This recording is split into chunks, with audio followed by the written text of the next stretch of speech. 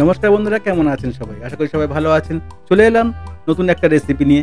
আজকের রেসিপি হলো মশলা মেথি পরোটা। তো কিভাবে বানাবো আর কি কি লাগছে এই মশলা মেথি পরোটা বানাতে দেখে নেবো স্টেপ বাই স্টেপ। খুব সুন্দর একটা রেসিপি শেয়ার করলাম। তো চলুন বেশি বকবক না করে চলে যাব মূল রেসিপিতে। দেখে নেব মশলা মেথি পরোটা কিভাবে বানাবো আর কি কি লাগছে এই রেসিপিটা বানাতে। তো বন্ধুরা পুরো ভিডিওটা দেখার অনুরোধ রইল। আমি পরোটা বানানোর জন্য এখানে নিয়েছি 2 কাপ ময়দা, মেজারমেন্ট কাপে মেপে 2 কাপ নিয়েছি ময়দা। আর এখানে দিয়ে দেব স্বাদ মতো লবণ,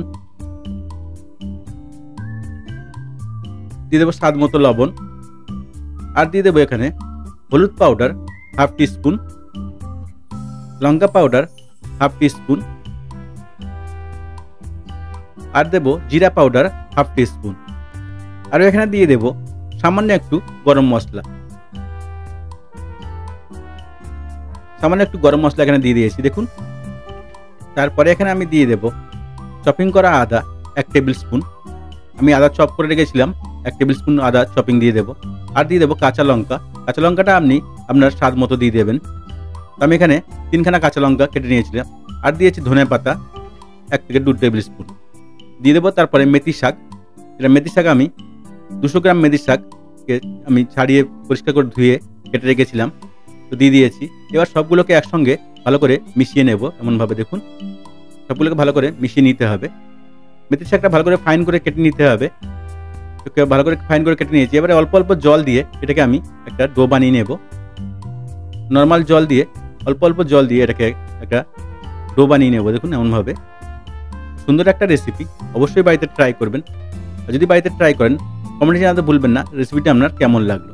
ডোটা আমার রেডি হয়ে গেছে। তো এখানে আমি দিয়ে দেবো ফ্রাই করা জিরা আর 1 টেবিল স্পুন রসুনটা আমি চপিং করে রেখেছিলাম, এটাকে দিয়ে দেবো। ভালো করে একটু ফ্রাই করে নেব।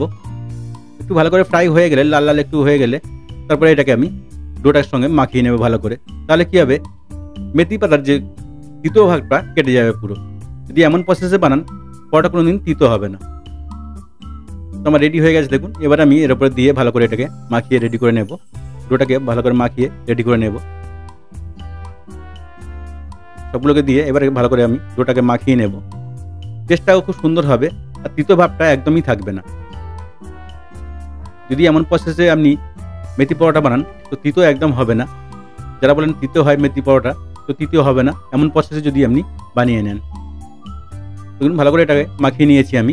এবারে হালকা তেল দিয়ে এটাকে আমি ঢেকে রেখে দেবো 15 থেকে 20 মিনিট সেট হওয়ার জন্য। ডোটাকে সেট হওয়ার জন্য 15 থেকে 20 মিনিট একটু তেল লাগিয়ে আমি ঢেকে রেখে দেবো।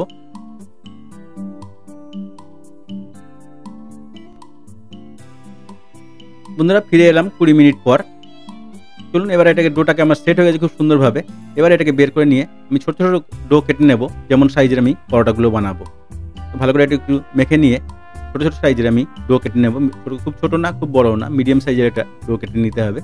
যেমন আপনি সাইজের পরোটা বানাবেন তেমন ডো কেটে রেডি করে নেবেন। দেখুন এমনভাবে আমি কেটে রেডি করে নিয়েছি। আমার 7খানা পরোটা হয়েছে এখানে। সেগুলো হাত দিয়ে একটু গোল গোল করে নেব ভালো করে সাইজ করে, তাহলে বেলতে সুবিধা হবে। সবগুলো পরোটা গোল গোল হবে। ভালো করে একটু সাইজ করে গোল গোল করে নিয়েছি। এবার এগুলোকে একটা একটা করে বেলে নেব। শুকনো ময়দা দিয়ে একটা একটা করে বেলে আমি রেডি করে নেব। মোটা হবে না পাতলা হবে না, মিডিয়াম এটাকে বেলে রেডি করে নিতে হবে। দেখুন শুকনো ময়দা দিয়ে ছড়িয়ে একটু বেলে নেব। দেখুন খুব সুন্দর একটা রেসিপি শেয়ার করলাম, আশা করি আমাদের ভালো লাগবে। যদি আমার রেসিপিটা ভালো লাগে তো চ্যানেলটাকে লাইক শেয়ার সাবস্ক্রাইব করতে ভুলবেন না। আর নতুন নতুন রেসিপি দেখতে চ্যানেলটাকে সাবস্ক্রাইব করে রাখুন আর বেল আইকনটাকে অলে সেট করে রাখুন। তাহলে কী হবে, আমি যখনই রেসিপি ছাড়বো নোটিফিকেশনটা আপনার কাছে আগে পৌঁছবে। তো বন্ধুরা দেখুন এরমভাবে সবগুলোকে আমি রেডি করে নেব। দেখুন আমার একটা রেডি হয়ে গেছে। এরমভাবেই এতটাই মোটা হবে, খুব পাতলা হবে না। তো আমি এখানে ফ্রাই প্যান গরম করে নিয়েছি, দিয়ে দেবো। এটা শুকনো কলায় উল্টে পাল্টে ভালো করে ভেজে নেব। দেখুন শুকনোতে ভালো করে উল্টে পাল্টে ভেজে নিয়ে তারপরে আমি তেল বা ঘি দিয়ে বা বাটার যেটা আপনার পছন্দ সেটা দিয়ে এটাকে ফ্রাই করে নিতে পারেন। আগে শুকনোতে ভালো করে এপিট ওপিট ভালো করে আমি ফ্রাই করে নেব একটু লাল লাল করে। দেখুন কত সুন্দর হচ্ছে। খুব সুন্দর একটা রেসিপি, অবশ্যই বাড়িতে ট্রাই করবেন। আর যদি বাড়িতে ট্রাই করেন কমেন্টে জানাতে ভুলবেন না রেসিপিটা আপনার কেমন লাগলো। আর নতুন নতুন রেসিপি দেখতে চ্যানেলটাকে সাবস্ক্রাইব করে রাখুন আর বেল আইকনটাকে অলে সেট করে রাখুন। তাহলে কী হবে, আমি যখনই রেসিপি ছাড়বো নোটিফিকেশনটা আপনার কাছে আগে পৌঁছবে। আর এমন প্রসেসে যদি আপনি পরোটা বানান তো আপনার পরোটা খুব সুন্দর হবে আর কোনো তিতো ভাবও থাকবে না। দেখুন বন্ধুরা, এমনভাবে আমি চেপে চেপে ভালো করে এগুলোকে ফ্রাই করে নেব। দেখুন কত সুন্দর হচ্ছে। চেপে চেপে আমি 2 সাইডটাকে আগে ভালো করে ফ্রাই করে নেব এমনভাবে। খুব সুন্দর একটা রেসিপি, বাচ্চা থেকে বয়স্ক সবারই পছন্দের রেসিপি মেথি পরোটা, মশলা মেথি পরোটা। অবশ্যই বাড়িতে ট্রাই করবেন।